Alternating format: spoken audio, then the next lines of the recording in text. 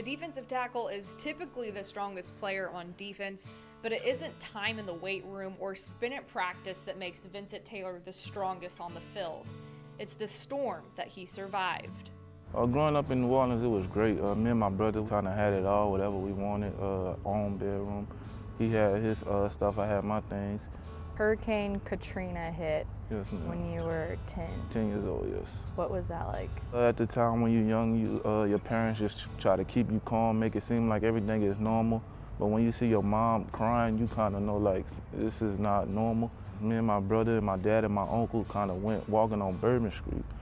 And we kind of just seeing water just coming, seeing dead bodies. And I remember just seeing a pair of shoes on the ground, me not having none. My dad just told me, grab those shoes.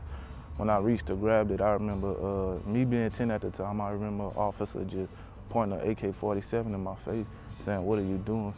And my dad jumped in front of the gun like, officer, don't shoot, this is my son. It was a nightmare. 10 years old at the time, you got a gun in your face. You haven't even experienced life yet, you're still young, so it was hard. Do you remember the first dead body that you saw? Were there so many? What was that? What did it look like? You know? It was so many. The first one I actually seen was a lady just laying face down in the water with her body just like deteriorating from the water. Just seeing that was like, that's kind of crazy. It's like I was in a scary movie or anything. Everything was kind of messed up because of the water level and the way the water rise in our house. At this time, we kind of just got new furniture, so seeing my mama cry, that kind of hurted me. As my dad always talk about is materialistic things, you can always get that back, that don't matter. But being young at the time, you kind of didn't know what those things mean. You just knew that was just some of the things you always had, so losing it, you felt like you lost the world. It was either stay here and we die or we make a move and leave, and my dad, he stepped up to the plate and hit a home run. He put you guys in the car, you started driving. Right. What happens next? We wound up stopping at a gas station, and I remember my dad just asking the cashier, what's the next nearest, biggest city you'll come to, and he said San Antonio. And that's kind of how we ended up where we was. The Taylors put down roots in San Antonio, but the struggle wasn't over for Vincent. After being forced to sit out of school for a year because he no longer had his birth certificate, middle school was full of dark days. The rainbow finally appeared in high school in the form of Texas football. I was able to go to school with my brother for 2 years, so I would see him throughout the day. I was able to play on varsity with my brother before he graduated, so I think that kind of made our parents proud.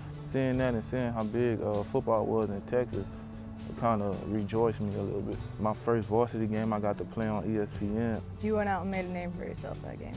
Without a doubt, most definitely, just knowing that I was just a sophomore at the time. And I just remember before the game, my dad told me if I want to make a name for myself, this is the game. So I just took advantage of that. Chris Catlin, he went to my high school. Coach Spencer was recruiting him, and I remember at practice one day, Coach Spencer seen my dad just sitting in the stands, and I just remember Coach Spencer telling my dad, I'll be back to get your son. And Coach Spencer, he stood with his word, and he just called me up one day and said, hey, we offering you a scholarship. And on that same day he told me, I decided to commit here because I felt like Oklahoma State was the place for me. A decade after Hurricane Katrina hit, Vincent Taylor is starting for Oklahoma State. And every day he appreciates that beauty out of the storm. I just thank God every day that I'm alive, because without him, I probably wouldn't be here today. I thank New Orleans every day, because if Katrina wouldn't hit, I wouldn't know where I'd be at. And it just motivates me to just go out there and make plays. And I kind of look at it like every time one of my teammates make a play, I got to make a play. Sometimes you got to go through things to get where you want to be, and that's kind of one of the things I hear my coach say every day here out at practice. Sometimes you got to give up things to get where you want to be. So giving up all my stuff that I left in New Orleans to start a new life and ended up here, that was kind of a thing that God put me through to get where I want to be.